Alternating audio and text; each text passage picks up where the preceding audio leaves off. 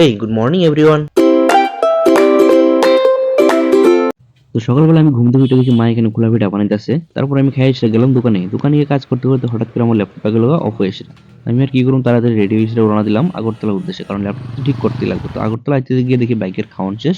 বাইকের খাওয়ান দিয়ে একটু আগ গেলাম, তারপর দেখি আবার এলো রেড সিগন্যাল।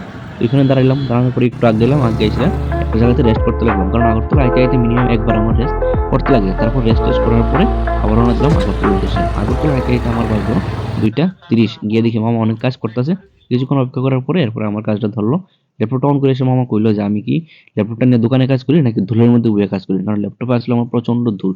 তারপর মামা কাজ করতেছে, কাজ করতে করতে এর মধ্যে আমার লাগিয়ে গেছে খিদা। তা আমি গেলাম সিটি সেন্টারের সামনে হালিম খাওয়ার লিগা। তো এখান থেকে আমি হালিম নিলাম, নিয়ে এসে খাইয়া আবার গেলাম দোকানে গিয়ে কিছুক্ষণ অপেক্ষা করার পরে ল্যাপটপটা নিয়ে ফাইনালি এখান থেকে আগরতলা আয়া ল্যাপটপ ঠিক করার পরে প্ল্যান আসছিল যাবো আমার নিজের শ্বশুর বাড়ি, কিন্তু আয় পড়ছে লাস্টে আমি আমার শ্বশুর বাড়ি। কোন জায়গার? বামুটিয়া। দেখো লাস্ট তখন বাড়ি যেতেছি গা, তো লাস্ট একটু দুর্গাবাড়ি চা বাগান আইলাম, একটু ঘুরে যেতেছি। ভিউটা সুন্দর, ওই জাস্ট অসম।